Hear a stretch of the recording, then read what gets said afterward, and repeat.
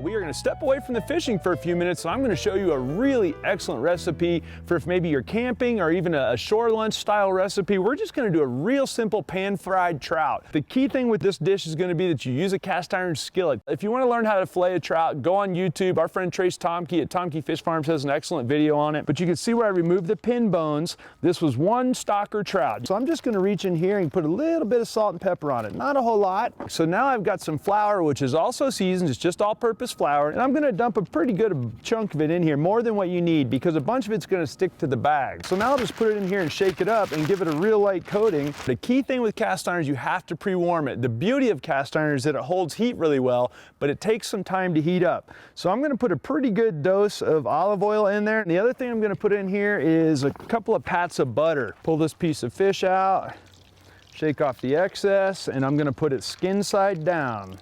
Put it skin side down. All right, guys, as you can see, it's getting there, and I keep rotating the pan and shaking the pan just to make sure nothing's gonna stick. I want to cook this fish. You can smell it. You probably can't, but I can smell it, and it smells a little bit nutty, almost like a roux smell. If you're familiar with roux, that tells me that my fish is ready to flip, and we'll flip it all the way over just like that, and this one as well. And if you look how crispy that is, guys, that's going to be tasty. And that skin side being cooked down first is really important because it allows some of the fat that's underneath the skin to render into the fish, and that will be real good, guys. This is only going to cook for about, another minute and a half, maybe 2 minutes. So as soon as that flour is cooked through and you can smell that, you know it's done and it's ready to go on to the next step. Take these out of here one at a time.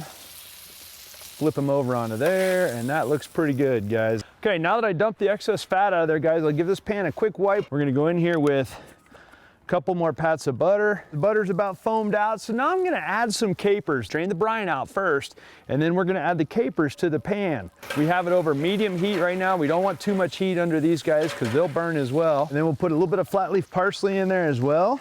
Give them a shake, keep those capers moving just a little bit. Okay, guys, so the capers have been in there for about 3 minutes or so. They're cooked down. That flat leaf parsley's cooked down. So we're gonna go ahead and shut this off altogether.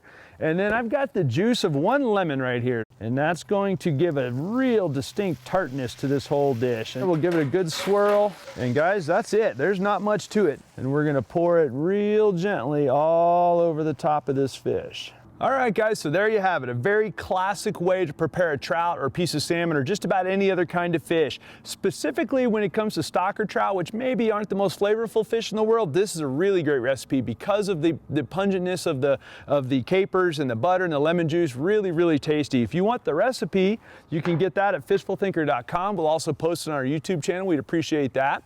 And we'd really appreciate it if you join our conversation on the various social media at Fishful Thinker across the board there. But most importantly, we hope you'll tune in. We'll see you next week.